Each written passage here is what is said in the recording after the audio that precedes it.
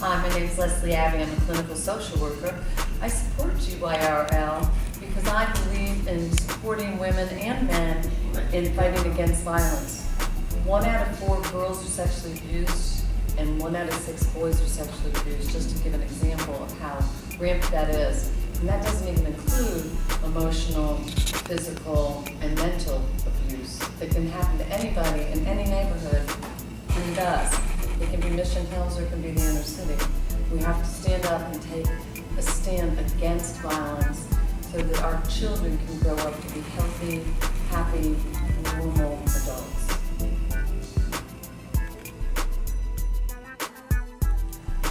Hi, my name is Monique Willis, and I support GYRL. I'm also a mom on a mission for violence as well. So it's not just violence with domestic violence, it's violence within the city. It's violence in the community, it's violence everywhere with different individuals, whether it's man on woman, man on man, if anything is domestic violence related. So yes, we do support GYRL and mom on a mission.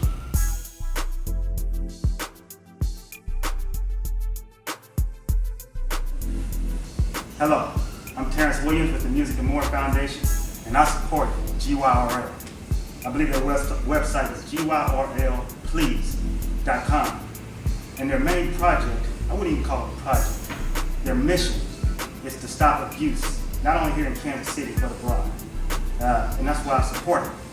Check out their website, again, www.gyrlplease.com. Because they work with people one-on-one. And that's the only way that you're going to make the changes that we need to have. People need to learn to love themselves before they can love their family, before they can love their community. That is why I support GYRL, and I hope that you will too.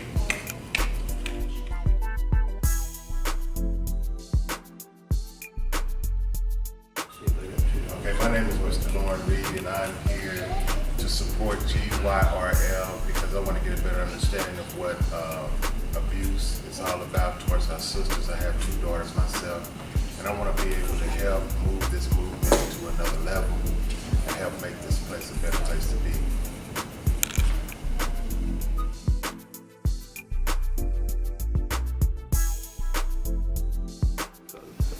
How you doing? I'm State Representative Brandon Ellington. I represent District 22. I support GYRL because more often than not, domestic violence goes unreported and unnoticed, and it's important that we not only support domestic violence awareness groups, but that we eradicate domestic violence in our community.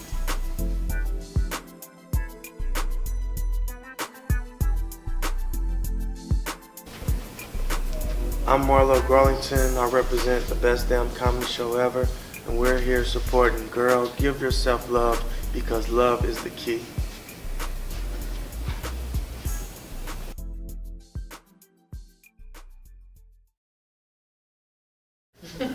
Welcome to Girl Talk, Give Yourself Real Love.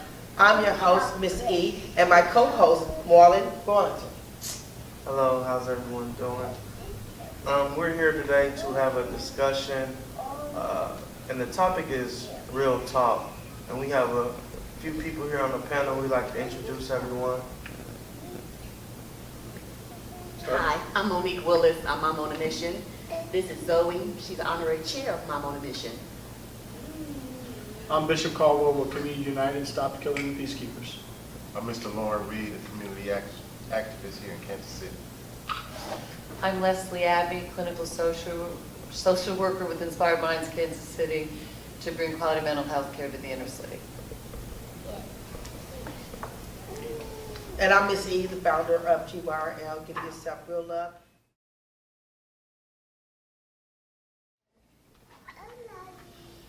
My name is Tracy Wright. I'm a member of GYRL. I've been a member for 3 years. All right. We're going to first talk about GYRL. What is GYRL? It's giving yourself real love. This year we're on a mission to break the silence of domestic violence. 1 out of 3 women will be abused, molested, a victim of domestic violence. And in our community, when a minority is the subject of domestic violence, the woman usually leaves out in a body bag. We want to break that silence.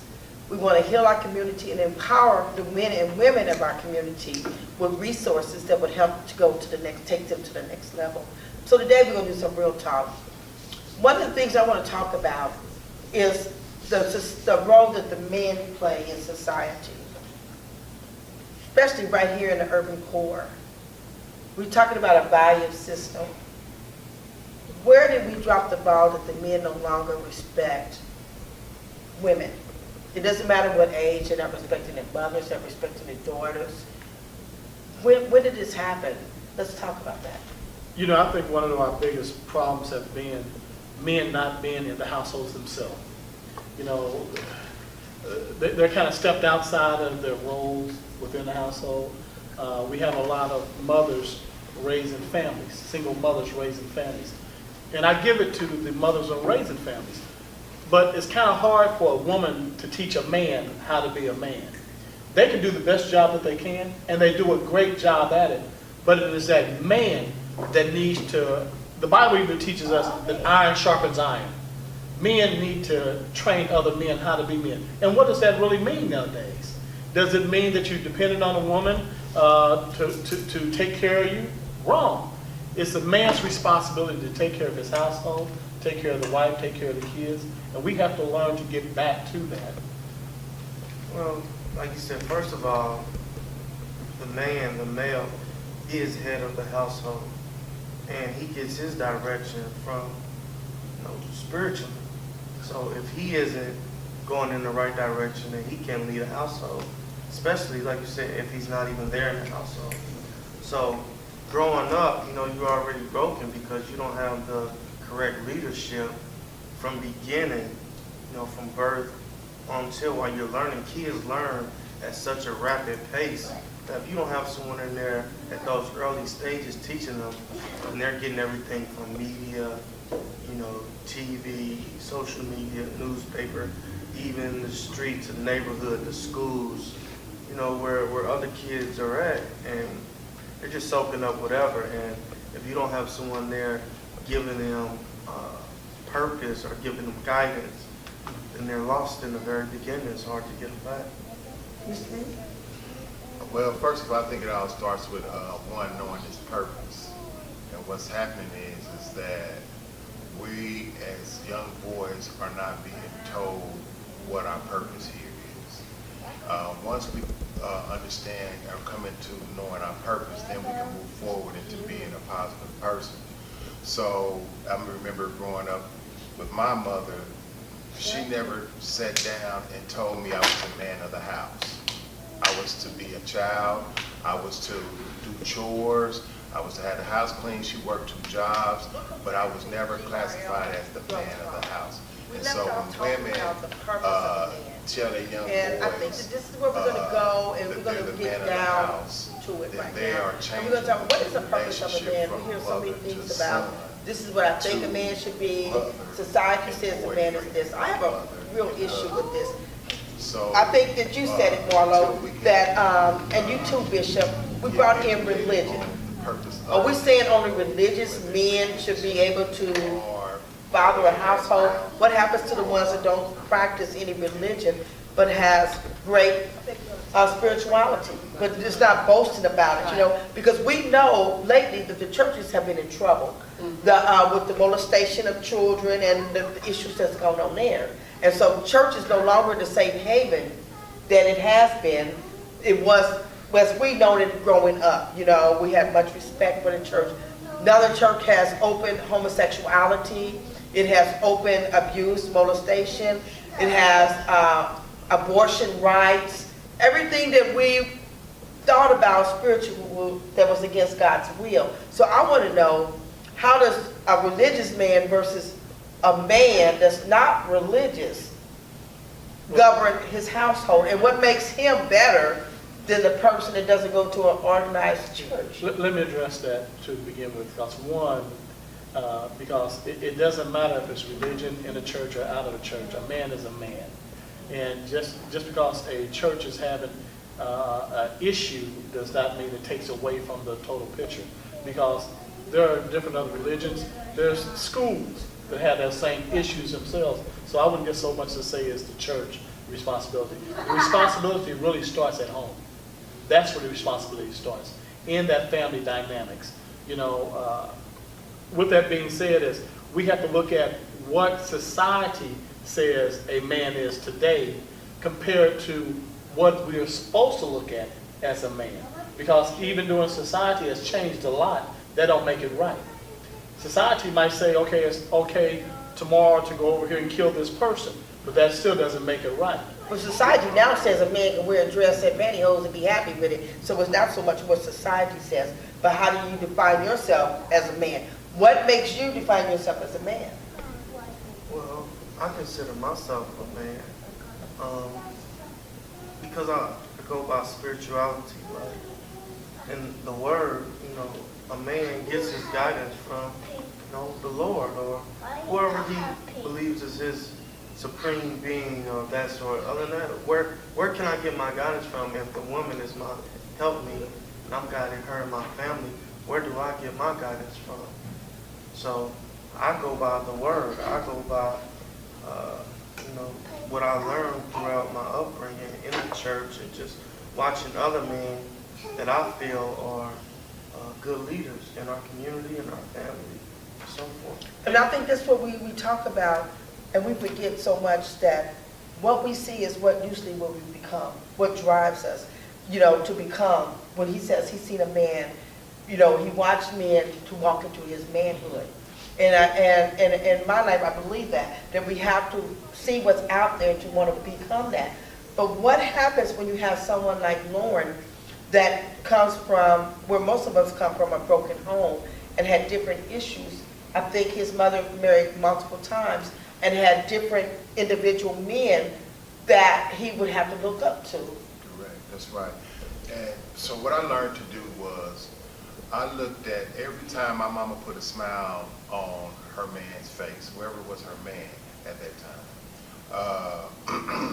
And so she had the great ability to be a great servant, a great host. She worked. So I said, okay, I can't wait when I get old enough to get a job and to work. And then as I grew older and got into the church, I seen in the Bible where God placed a man to do two things, and that was to dress and to keep. And then I looked those words up in the Hebrew, and it said to work and to fortify. So now I have established a foundation. I'm going to work, and wherever I'm placed, I'm going to make it stronger. And so until I come into the knowledge of myself, until I am able to recognize great behaviors and attributes and apply them to myself, then I'm no good. I'm just lost. You know, my household is really completely different than that, in that we are equal partners in my home, and the truth is that I'm actually the breadwinner and have been the one to carry that. But it doesn't make my husband any less of a man. He's a wonderful supporter. He validates me. Ms.E knows that he does a lot of things for my nonprofit organization that I can't do, like computer work and typing, and often accompanies these events. He wasn't able to make it today, but so we don't. So how are you equal partners? Well, we're equal partners in that all decisions are made together. He doesn't get to make any decisions. The truth is, if anybody makes decisions without the other one, it's me. I mean, that's just the truth. And we're spiritual, not religious. We're not church-going people. We were raised Catholic from broken home, and I have a big issue with the Catholic Church, and we just can't do that anymore. So, and we come from a spiritual place. We're going to take a commercial break, and we'll be right back.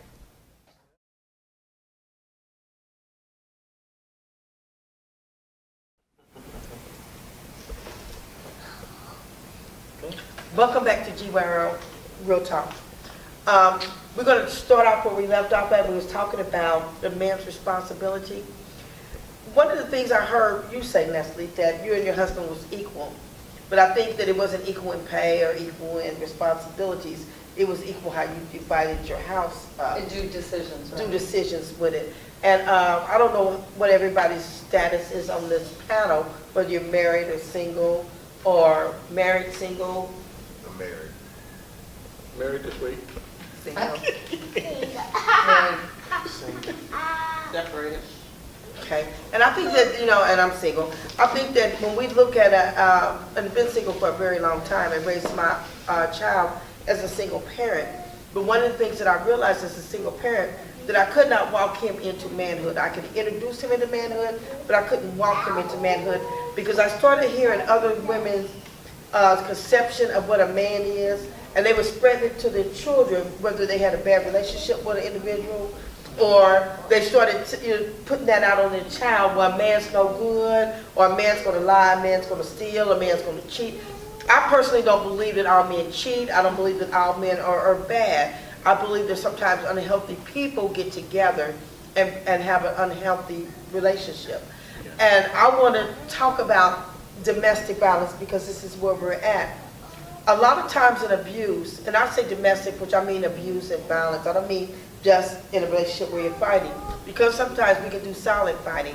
I don't know if everybody knows what I mean when I say silent fighting, where we can take a checkbook and then we whoop them with a checkbook, or we can do it with verbal abuse, or we can do it with just the name playing roles, you're no good, nobody will want you. If I leave you, you'll never get another me, Right. which is a good thing, because if they do leave, you don't want another them, you want somebody different, at least I do. I don't want somebody that's just left. But I think that in a relationship, when we get to the point, and we're going to talk about abandonment, because I think that's what happens in our homes is Right. abandonment. As a child, by the age of 5, we teach them, we introduce them to their fears and their self-esteem. And when you have a child that you don't tell that you love them, and they hear from someone else, how does that affect them as an adult? That's what I want to talk about. How can broken people get with another broken person and become whole? Has anybody here ever experienced domestic violence or grew up in a domestic violence home?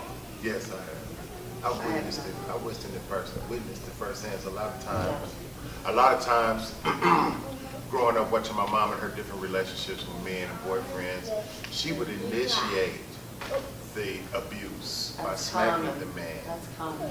And, and then as a child, it's like, wow, do I rush to help mama?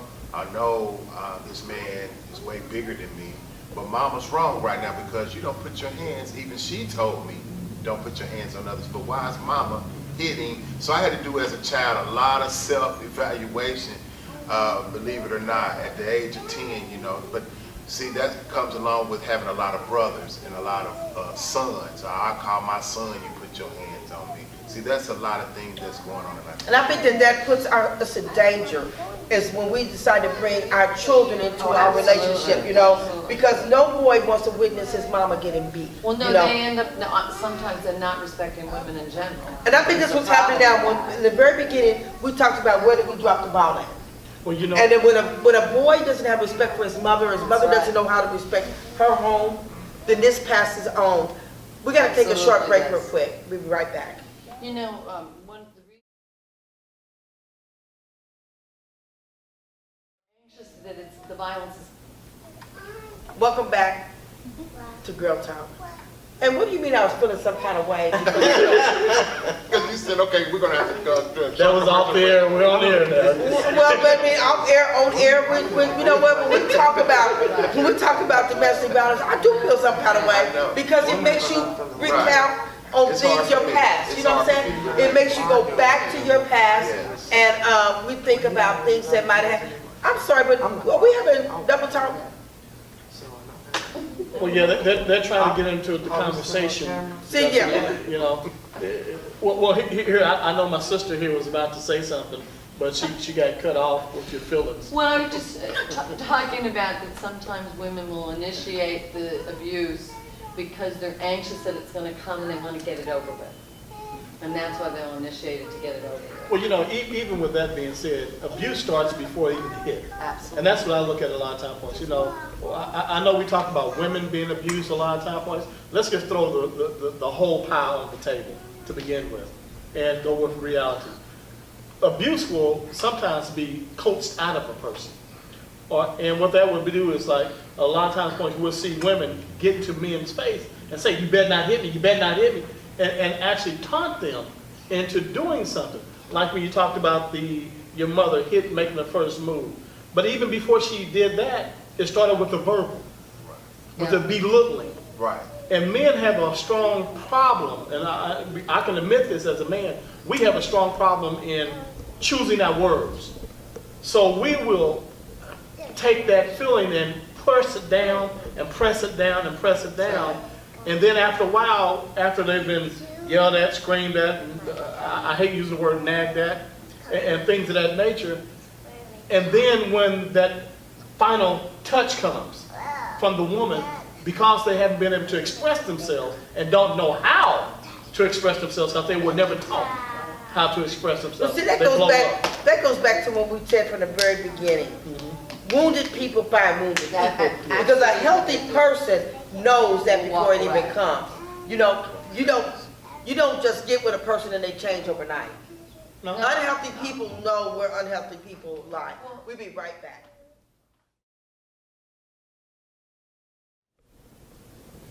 Welcome back to GYRL Real Talk.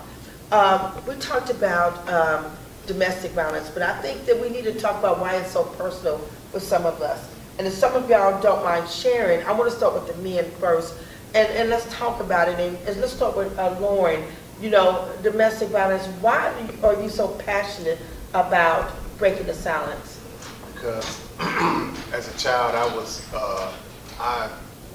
being abused by my mom. I love my mom. My mom has passed away, and I made a vow to myself that I wouldn't speak out until after she passed away, simply because I just didn't know how she would take it, you know. But I knew there would come a time where I must speak out, and that's why I'm passionate about working with you, because I feel like that I went through so that I can help others to go through. So I can remember times of when I didn't clean my room right, you know, getting whooped, to where the neighbors had to call the state, you know. I can recall a time getting beat badly for lying, you know, and I felt like that I deserved that because she taught me not to lie. So, but when that happened, when the abuse happened, I remember getting a choice. The lady said, you can either come with me, or you can stay here, or you can go with your father. And my father was sitting there, and I said, well, I'd rather go with my dad. And my dad looked down and he shook his head and he said, son, you can't come with me. And so I said, okay, then that knocks out that choice. I didn't ask no questions why. I just knew it was about making a choice. And I said, you know what, I'd rather stay here with my mom. I'd rather stay here with my mom because really I disobeyed and it made her mad. She really sacrificed for me. See, I knew what sacrifice was all about. When you watch your mother wake up early in the morning, you don't see her because you sleep, because she gets off late at night. When you watch your mother,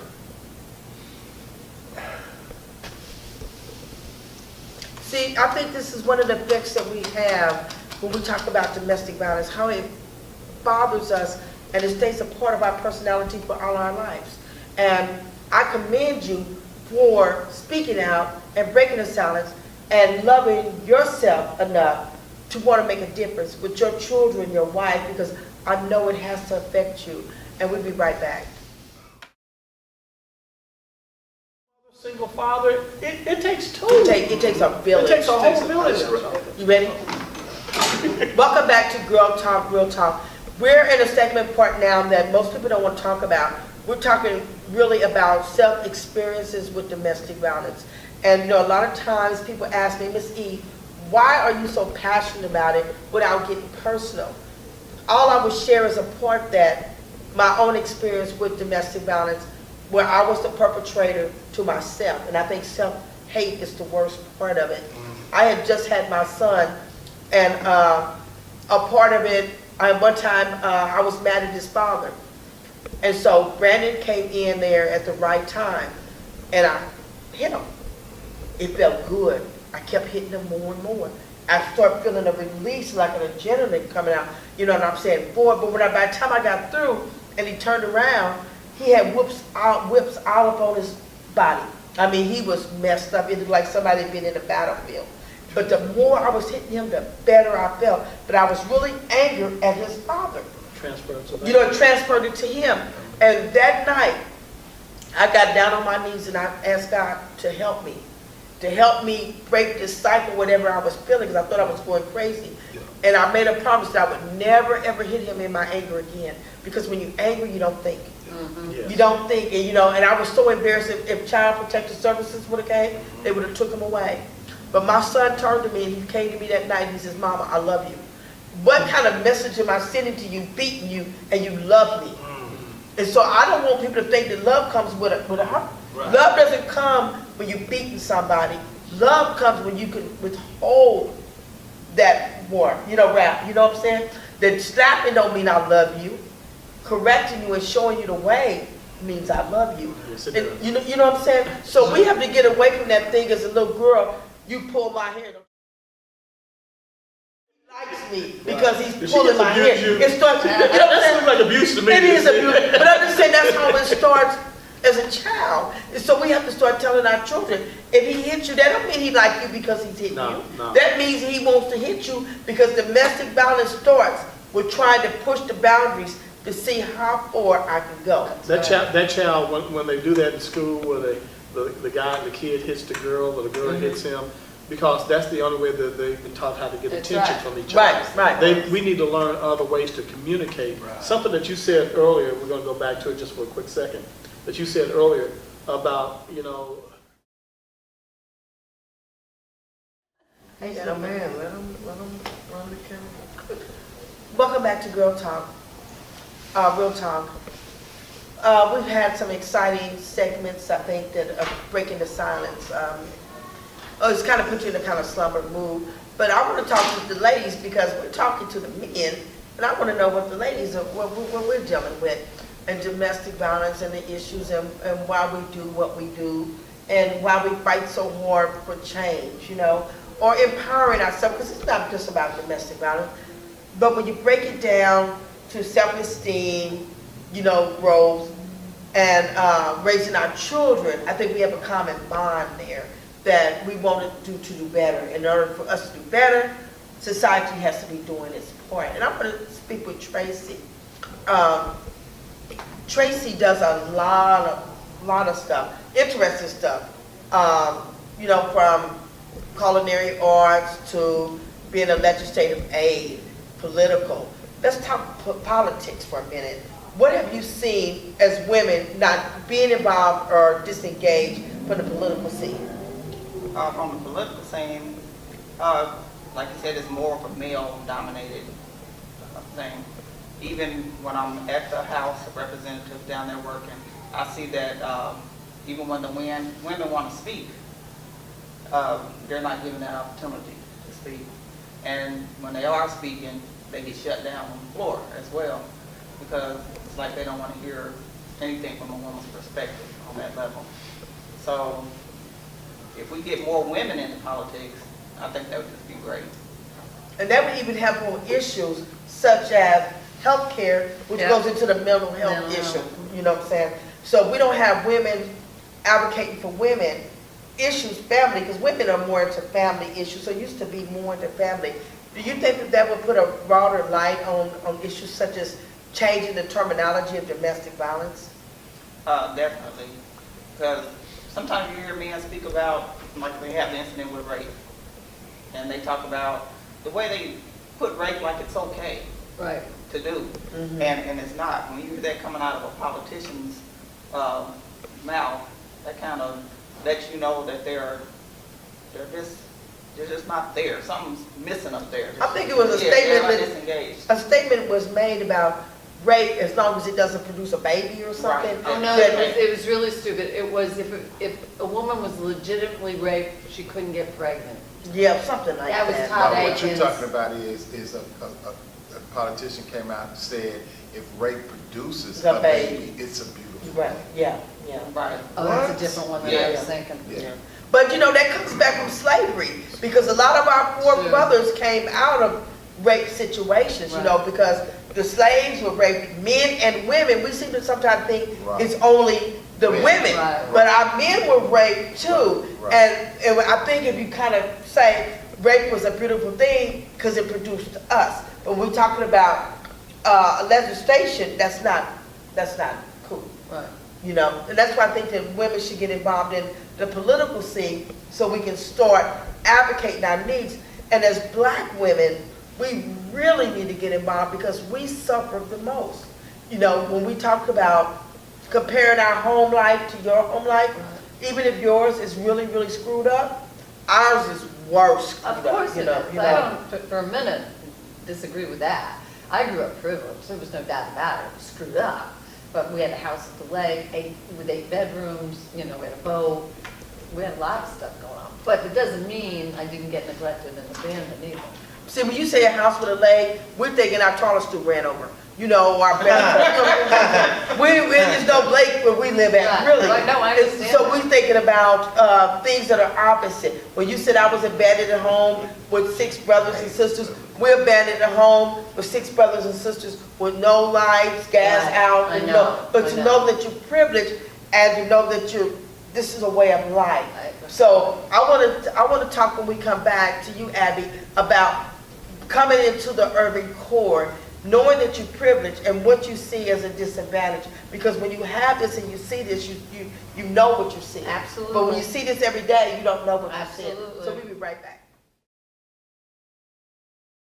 Welcome back to GOTA. We left the segment talking with Abby, and we were talking about, excuse me, Name's Leslie. Leslie, I'm sorry. Well, the names all mixed up, but that's what happens when you get kind of confused. And you your know. 2 first names. Yes, 2 first names. Only in the other side of America. But we want to talk about what we say is a disadvantage and what you said is a disadvantage versus how do we bring this together? You said that you had siblings that you were left with? Yes, I left to take care of 6 siblings till 11:30 at night, many nights a week. And we grew up, as I said, we had privilege. I mean, I had really nice clothes, you know, we went on vacation, you know, I had those things, but it didn't take away from the fact that I didn't have a parent available to me. And indeed, both my parents came to me to talk about their problems with each other, which is another form of abuse. You referred to it earlier, it's called covert incest, when a child's made to be more like a partner, and it really messes you up. And I ended up being sexually abused in 9th grade by an older boy, and you know, they let me date him. He was like 19 in the military. I mean, it was absurd. I was in middle school. But that was the level of neglect. But the positive that came out of this for me is I started volunteering in the inner city when I was 16. Did that till I was about 22 in different roles. Became a juvenile parole counselor and eventually became a psychotherapist because I wanted to be the person these hurting teens could talk to so I could break the cycle of violence.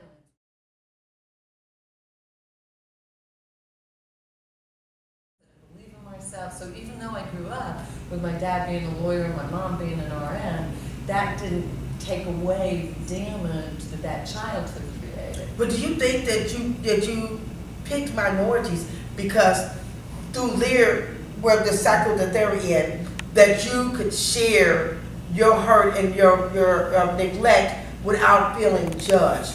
No, it's an interesting question. I never even considered that possibility. I ended up down in the inner city with my nonprofit, Inspired Minds, because of a young woman who I called Crystal Ray, the school first graduating class, to say, can I have a kid that I can buy books for college?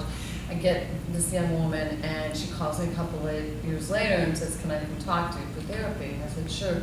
Well, she lives east of Prospect and 31st, and it turns out she had to take 2 buses to come see me, each way, to come see me for 55 minutes. And I'm like, no. And her parents wouldn't get her help because of the stigma in the black community of going to get help, especially to the white people. And so I just was furious. And that's when I said, this is going to stop. And Crosby Kemp was a friend of mine. he's a friend of mine since I started this, and he's the one that put me in Blueford, where I work with teens down here, and I just now signed on an office at 31st and Linwood. So I'm gonna have my own office so I can have privacy to do one-on-one therapy. As you know, there's no privacy down here at Blueford because of safety concerns. We'll be right back.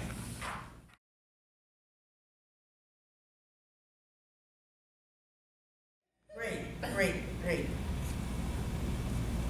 Welcome back to Girl Talk. This has been a really informational session. I want to thank everybody for showing up and talking, and this is our first segment. We have more to come. If you would like to be a guest on part of Girl Talk, visit us at GYRLplease.com. That's girlplease.com, www.girlplease.com. We're also on Facebook at GYRL, Give Yourself Real Love, GYRL VOTP at Facebook. I want to say, Abby, investor, would you like to do your departing words? I just want to say what an honor it was to be part of this panel today. I've been really moved by the stories, by everybody's lives, and how we've all been touched and have been driven to come help break the cycle of violence, be part of the solution. I would just like to thank you once again, Ms. Everton, for the invite, and that I'm going to do great things and to help in your vision and make this a better place for us to be. Oh, yeah, and thanks for the invite. I really learned a lot just by listening. I didn't really speak much, but I can definitely relate to some of the people on the panel today. You know, Tracy, we've been doing this for now about 3 years straight, and we see women come and go. But I think 2015 has been our best year for GYRL. Not only that, because we have exposed ourselves more than before, and I'm looking to do great things. We can also find us on our YouTube channel, Girl Talk on YouTube. Follow us on YouTube, and just if you have any information that you would like us to have, or to be a part of our panel, contact us at gyrl.votp@gmail.com. We have to break the silence of domestic violence. We also take donations. You can follow us on PayPal, GYRL, Give Yourself Real Love, or P.O. Box 22352, Kansas City, Missouri, 64113.